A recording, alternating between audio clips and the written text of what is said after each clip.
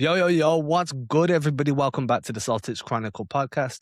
I'm your boy, Adam Taylor, and as usual, I'm joined by my homie, compadre, co-host in crime, Mr. Tim Shields. What's good, Tim? Nothing much, man. Good to be back.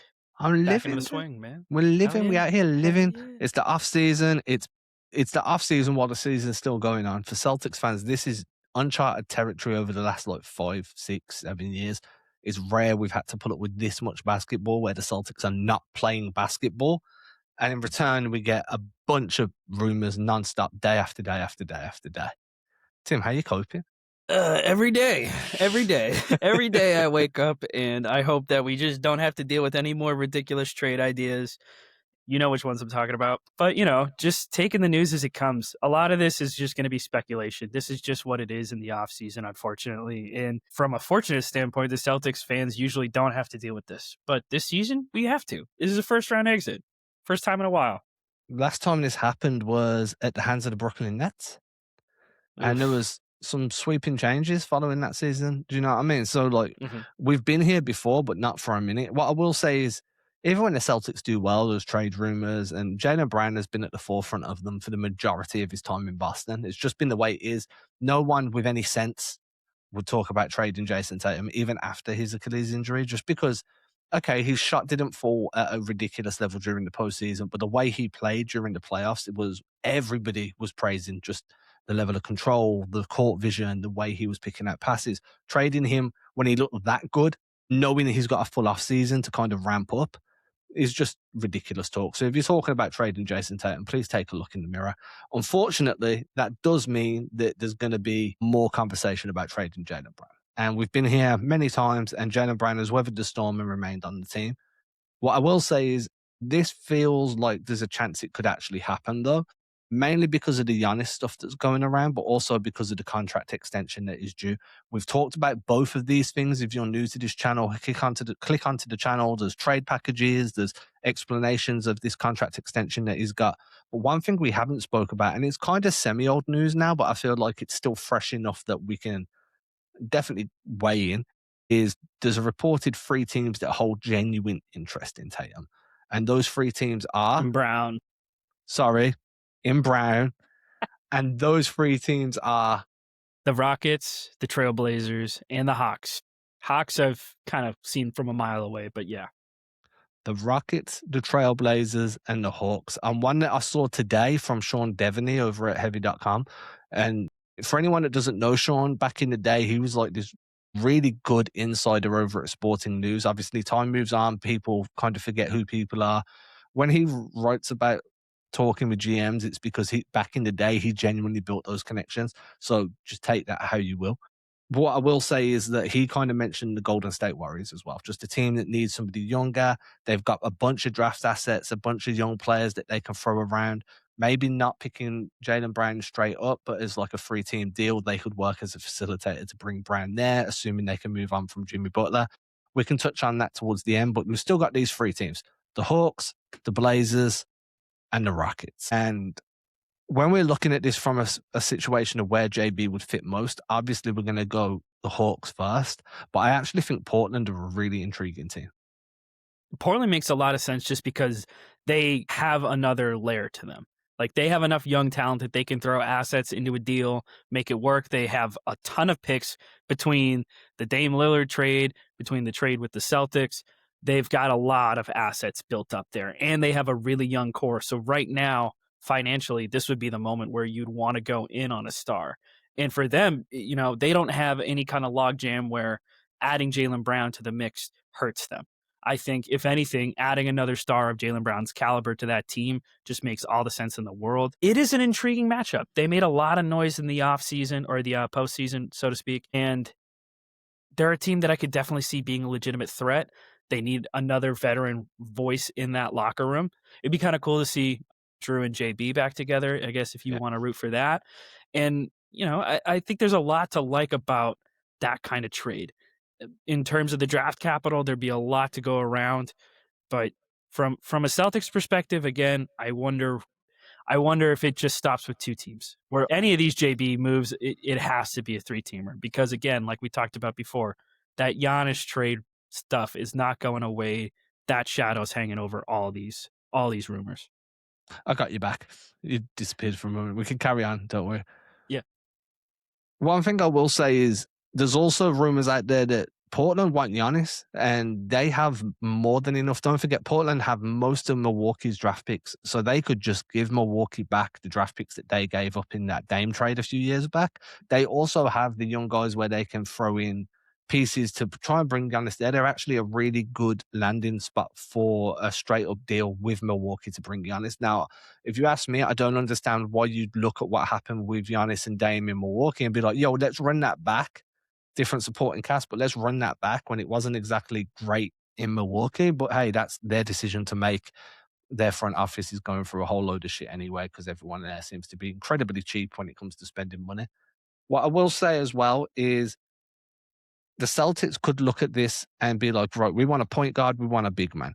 Do you think you could build a package for Jaylen Brown where you bring back Scoot Henderson, who's underperformed for a guy that was a first overall pick, but is still more than young enough to figure shit out, and then Klingon, and then build a package around those two? Or be like, right, we don't want Scoot. Can we get Klingon and Tamani Kamara? And then build a package around that for Jaylen Brown. Do I think that's worthwhile for giving up a top 15 guy in the NBA? No, I don't.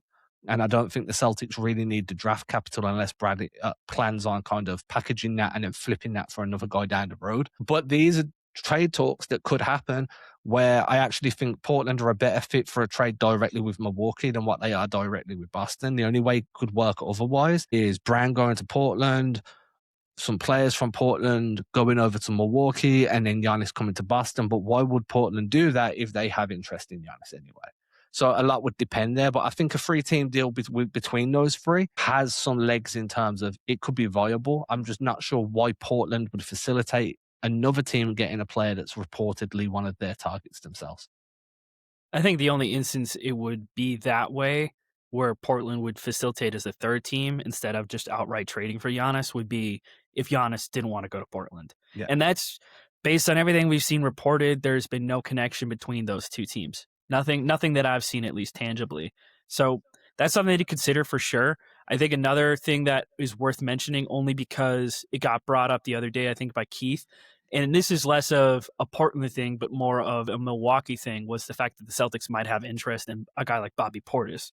So Yeah. maybe that is a potential throw in this type of deal. But I think in terms of the draft capital going back to Milwaukee, that would be extra incentive for Milwaukee and Boston and Portland to try and make something work there, especially because with all of these sweeping changes that is happening with the draft lottery, all these picks that are going to be now, just all of these insane projections that they're instituting, where it's like, oh, if you can't pick back-to-back first overall in back-to-back seasons, and it got so granular. But besides the point, I think Portland, out of all the teams that have been mentioned to have like ties to Jaylen Brown trade talks, they're one of the ones that makes the most sense in terms of draft capital.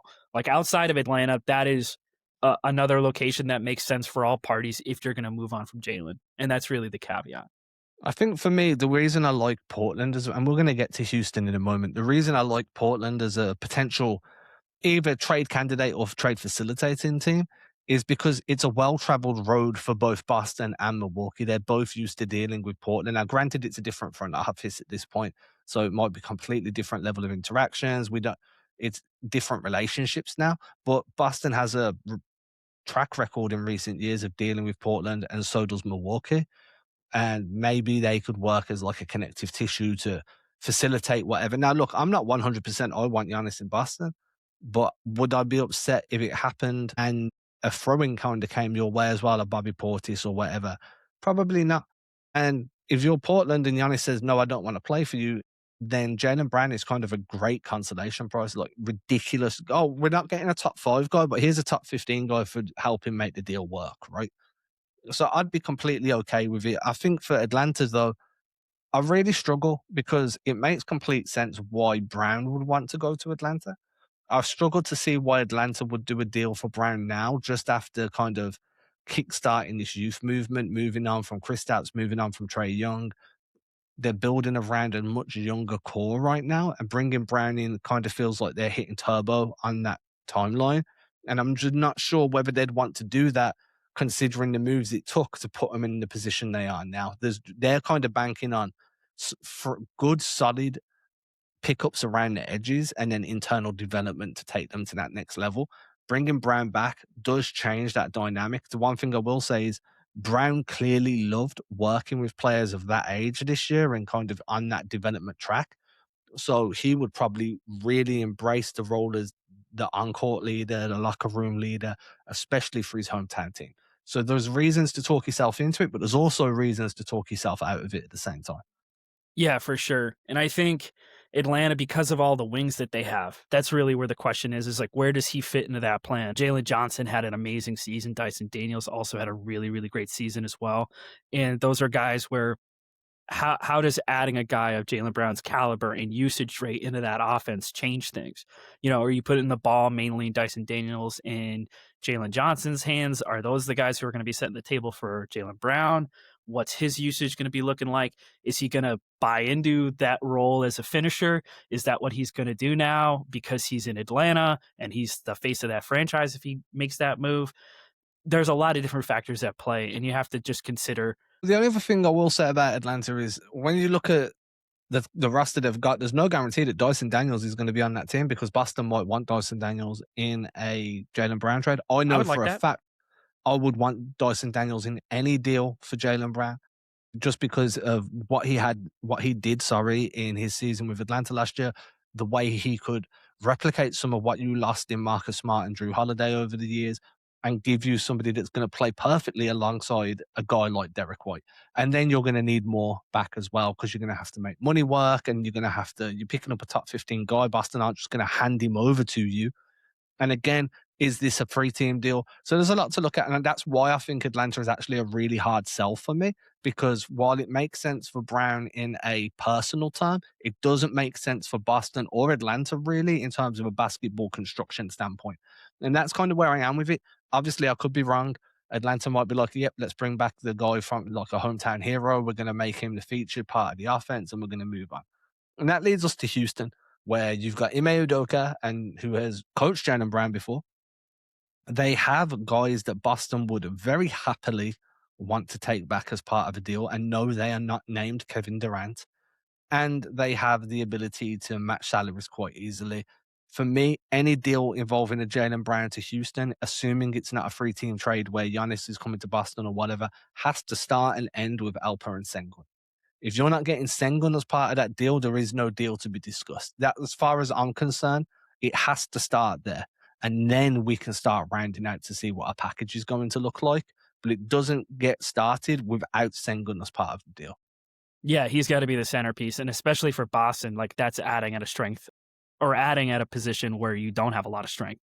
That is a position, a weakness on your roster. You're immediately adding a big man who's capable of filling out that position. He's going to give you some inside out. He's going to give you rebounding, and the pick and roll with Tatum would be electric. I would still have concerns about defense, but I still think he's young enough that you can work with that.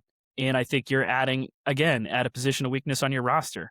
Just I continue to harp on that because they preached about rim pressure. Brad Stevens was pushing that hard. That would help. Now, question is, do you want to do that deal with Houston? If Sengun is the centerpiece, is there any other players that you can pry away from Houston? Because if they're making a deal like that, if they're trying to add a Jaylen Brown, what do they have planned for the rest of their roster? You still have Fred Exactly. VanVleet, but like what else is in it for Houston? What else is in it besides adding Jaylen Brown? Because there has to be a subsequent move, especially if you're giving up a guy like Sengun, who's currently part of your core. And I feel like they only go for Jaylen Brown if they've got a taker for Kevin Durant separately. I feel like Jaylen Brown comes in to kind of replace what they were hoping to get with Kevin Durant.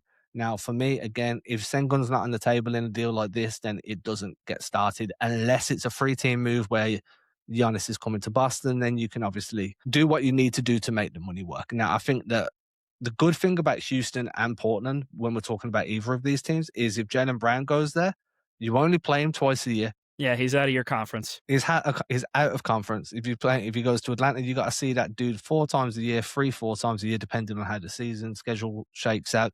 I am completely fine sending that dude out west. I do not want to experience the Jaylen Brown revenge game because it would suck ass. It would. And it would probably suck ass every single time because Brown's going to make sure you remember that you traded him. Yep. Cool. I'm okay with that once because it's going to happen no matter what. Yeah. Once a year, twice a year, fine. Every couple of weeks. Did you see how short Boston didn't play Charlotte for most of the season and had 4 games with them in the space of like 8 weeks? Imagine that against a team you just traded Jaylen Brown to. Like, oh, we ain't seen Brown all season. He's balling out because he's the number one guy elsewhere. And now I've got to see this dude 4 times in the next 6 weeks. No, thank you. I'd much rather him be out west. Yeah. So for me, that's a benefit as well. Talking of sending him out west, and I want to throw this at you. I was asked to do a mock trade earlier for a company I wrote for Jaylen Brown. And Mhm. one that I came up with, people are going to hate this, but I'm going to throw it out there. Man, okay, let's hear it. Jaylen Brown plus Sam Hauser for Domantas Sabonis and DeMar DeRozan. Yeah. I kind of like the Sabonis fit because I think him and Tatum would be great. It's the same concern with Sengun, right? Like defense is The bad. defense is going to be a problem, but The yeah. only good thing is with Sengun, like you said, he can develop there. Sabonis is what Sabonis is at this point. Now, rebounding is going to be insane. Could you imagine Tatum and Sabonis rebound? The boards are getting cleaned. You're going to really struggle to have multiple shot possessions on offense because the Celtics are just going to clean the glass completely. DeRozan was more of a, hey, it's a 1-year thing. His contract's expiring this season. You flip him at the trade deadline, it's done, right? You have him for a little You bit. flip him at the deadline, or you re-sign him to a very friendly deal based on Or you his just let him age walk yeah, and you or that, cleanse 25 million off your cap. It's fine either way. Mhm. And then obviously Brown goes over. But that's the only way you can make the money work. Both teams are kind of in this weird spot where they've got some tradable contracts, but they don't really at the same time. So that was another one that I keep coming back to in Sacramento because Scott Perry's there. He wants to start putting his own stamp on the team. They were terrible this year. Bringing in Jaylen Brown, pairing him with Keegan Murray, that kind of gives them a nice little wing duo to build around. It's one that I think is a sleeper that could potentially emerge as a play for Jaylen Brown in a trade. So bonus is their best trade piece, especially considering they're not going to put Murray in the deal, and Murray just doesn't earn enough to be anything near a salary matching guy. But it's a team that I keep coming back to because I'm like, Sabonis fills a lot of need, and the Celtics have made worse defenders look better over the years.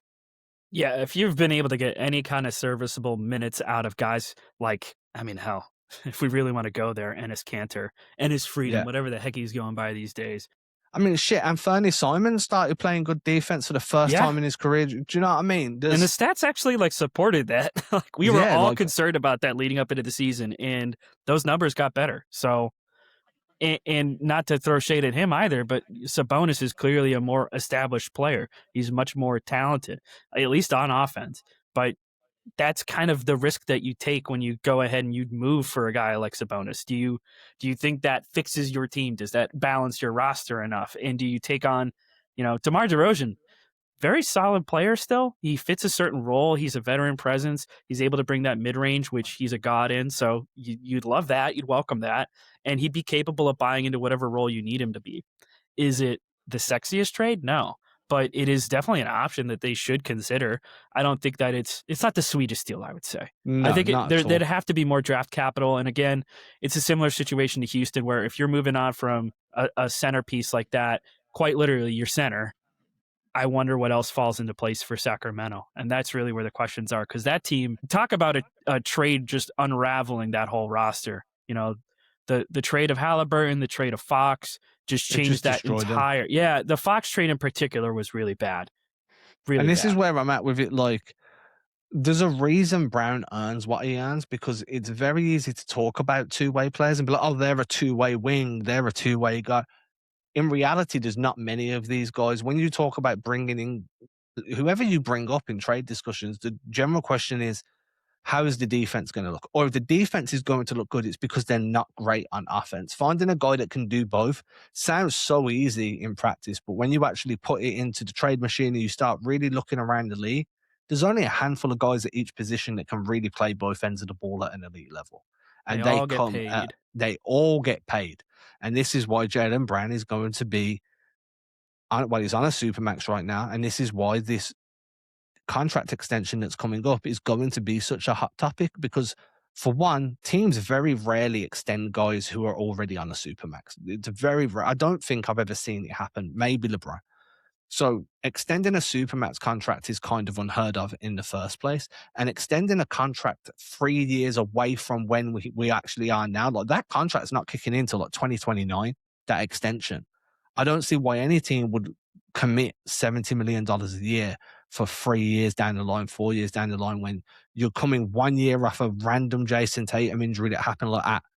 Why would you commit so much money down the line? It makes no sense. And I do think that if the Celtics opt against offering that extension, there's going to be a little bit of tension between them and Brown, because Brown's clearly going to feel like he deserves it. And this is why I'm looking around the league like, okay, I understand you're going to lose some defensively, but can your offense be good enough to make up for whatever you lose on defense? And can you find those defensive pieces elsewhere? Yeah. Like, if Sabonis is getting destroyed defensively, you put Nemi in, and Nemi's going to do what Nemi needs to do in terms of rim deterrent, shot blocking. The problem is, behind Nemi, you've got Gaza, who's again more of an offensive piece. So there are questions there. I'm just saying that it's not just the random the teams we're throwing out there. There are some outlier teams that could step in as a potential trade destination. Yeah, and that's always the factor with this too. Whether it is a three-teamer where you're landing another star, whether it's Giannis or somebody else, there is also an entire outcome where it is Jaylen Brown going to another team. Now, Yeah, do I necessarily want to do that? No. Mainly because I think if you're moving a guy like Jaylen Brown, like you said, when he's at his best, he's easily a top 15 player in this league. And that's not that, at least this past season he was clearly a top 15, if not top 10. yeah, top 10, top 15. Yeah, and I mean, like, that's gonna be a point of contention for some people, but point being is you don't go ahead and move that guy unless you're getting a significant upgrade, either at the same position, which the Celtics don't necessarily need to do, or it's at a position of weakness on your roster, which is why any of these big men that are out there that are available, whether it's a power forward that can play small ball five, or a guy at the five who's capable of play shot creation for others as well as himself, like anything that's going to add to this team right now, those are the only kind of deals that I'd be considering Jaylen Brown moving in. And that again comes down to that conversation about the extension. Whether you want to do it or not, like if the Celtics are not going to have that conversation now, maybe they're not going to be willing to have that conversation another year or two. And that's really Yeah. where it comes down to, waters down to that. And it's really difficult to kind of sell Brown on the idea of we'll see where we are in 2 more years. Because for an NBA player, the idea is to maximize your earning potential while you can. And if that extension is available now, he's going to have every intention, and that's his right, because of, again, you don't know what injuries are around the corner. You don't know what direction your career can take at any moment. We've just seen that last year with Tatum. We see all the time guys get hurt. They come back. They're either themselves or they're not. Right? They're even better, as good, if not better, than they were, or they're not. And that's unfortunately the way it's cut. It's just how it is. So players are always going to be inclined to maximize their earning potential. And when you're looking a guy in the eyes and being like, we're not giving you $141 million, you're going to feel a type of way. You tell me I'm eligible for 141 million. You're not giving, I'm going to feel a very certain type of way, and everybody would. So I'd understand if there was tension there, especially when Brown played the way he did this season. And for me, that might be coupled with the way his comments have been construed, coupled with the way the fan base has kind of accepted that it might be time. It does feel like if there was ever a chance of JB getting traded, it would be this year. Is that the right thing that's up for the Celtics? We won't know. Some people will say yes. Some people will say no. If people say no because they want to trade Tatum, you need to look in the mirror. You don't trade a top 5 guy. Period. And you could be like, oh, he's not top 5 right now because he's coming back from injury, but he will be. And we all know it because we saw flashes of it. He's one of those guys that's going to come back and be himself, if not better. What I'm getting at is, if Brown is disgruntled, then something needs to be done. And that's either giving him the extension, giving him a different role, finding a way to work with him, or finding a way to work with him to send him somewhere where that money might be committed to him down the line.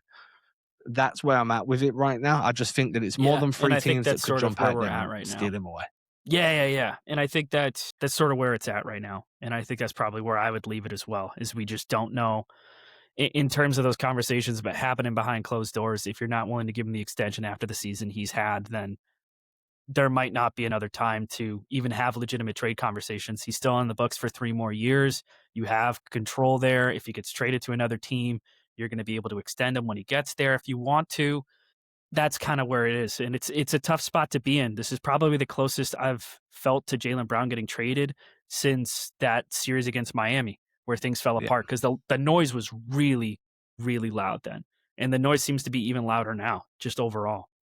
And you're going to get people saying he's a regular season guy now. It's really weird, right? We're talking about a guy with a finals MVP.